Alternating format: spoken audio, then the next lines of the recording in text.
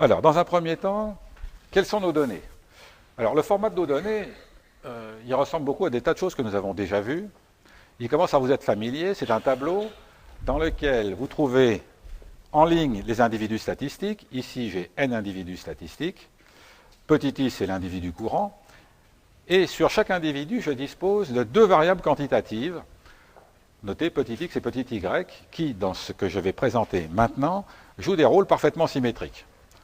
Donc l'exemple très classique qu'on prend, c'est qu'on a des personnes et puis on mesure le poids.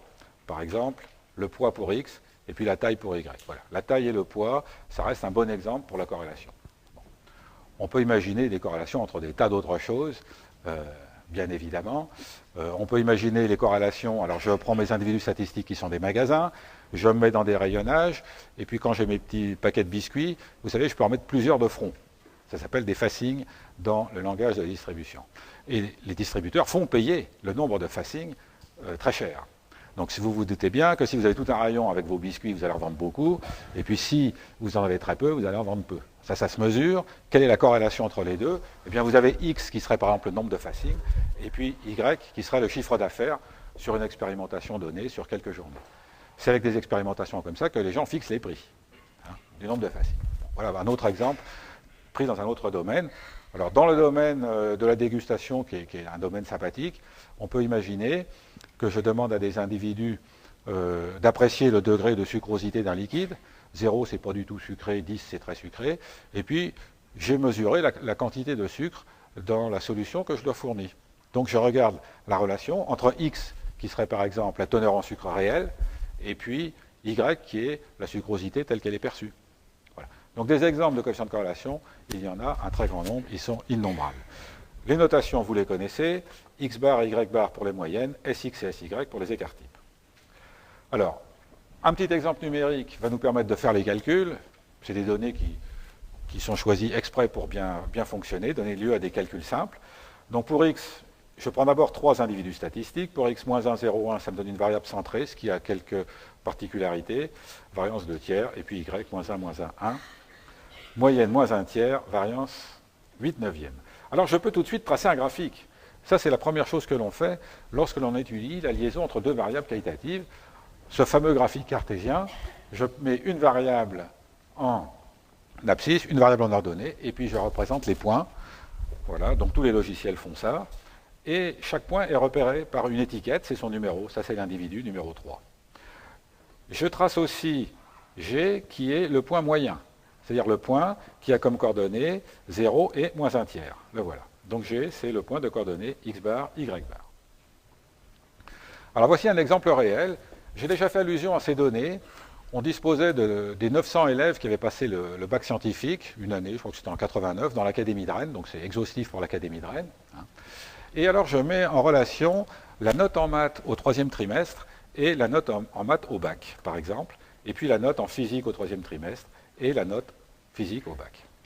Alors quand je regarde ces nuages, la première chose qui frappe, bien sûr, c'est de voir ces petites lignes parallèles. Alors ces petites lignes parallèles, elles viennent tout simplement du fait qu'au bac, les notes sont entières. Donc je ne peux pas avoir un nuage continu. Que puis-je dire de plus? Mon nuage, il a une forme vaguement allongée. Et cette forme vaguement allongée me suggère que dans l'ensemble, lorsqu'on a de mauvaises notes au premier trimestre, au troisième trimestre, eh bien, on a plutôt tendance à avoir des mauvaises notes au bac. Et lorsqu'on a des bonnes notes au troisième trimestre, on a tendance à avoir de bonnes notes au bac. Bon, ça, on s'y attend un petit peu. Vous l'auriez dit vous-même.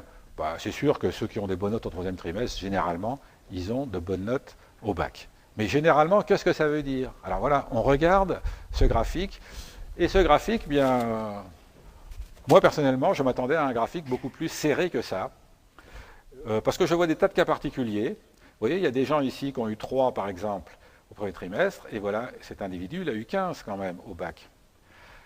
Retenez bien cet exemple, parce que dans la vraie vie, vous heurtez toujours à des gens qui ne raisonnent pas globalement, mais qui raisonnent par des cas particuliers. Et si vous leur dites, ceci est lié à cela, ils vous disent, non, regardez ce cas. Alors ici, ça voudrait dire quoi? Si vous commencez par dire, écoutez, la note en maths au troisième trimestre, elle est liée à la note en maths au bac. Et la personne vous dit, non, ce que vous dites est idiot. Regardez, je connais monsieur machin, et monsieur machin, il a eu 3 pendant l'année, il a eu 15 au bac. Donc ce que vous dites est faux. vous allez constamment vous heurter dans la vraie vie à ce genre de raisonnement. Votre pire ennemi étant vous-même. C'est-à-dire que vous-même, vous avez en tête des cas particuliers qui infirment la règle. Donc il faut que vous notiez ceci. Cet exemple illustre bien la difficulté qu'il y a souvent à voir une loi générale au milieu d'innombrables cas particuliers. Ce cas est très facile parce que nous, on se doute bien, nous qui connaissons parfaitement le problème de l'enseignement, nous, c'est-à-dire moi et vous, on sait très bien que dans l'ensemble, il y a une liaison. Donc on ne va pas la mettre en doute. Mais imaginez que ce soit quelque chose d'un peu plus compliqué. Par exemple, la teneur en telle substance et la teneur en telle substance. Donc là, on n'est pas soutenu par un modèle mental qui nous dit « mais si, il y a une liaison, on en est certain ». Donc retenez bien ça. Alors pour la physique, on observe la même chose. On observe aussi une liaison, d'ailleurs, avec un peu d'imagination. Je ne sais pas ce que vous en pensez, mais quand je regarde les graphiques, j'ai l'impression que le nuage elliptique de la physique est un peu plus resserré que celui des maths. J'ai envie de dire que la liaison elle est plus étroite en physique qu'en maths. Mais ça, c'est une impression visuelle qui peut être très trompeuse parce qu'on a des tas de points qui se superposent.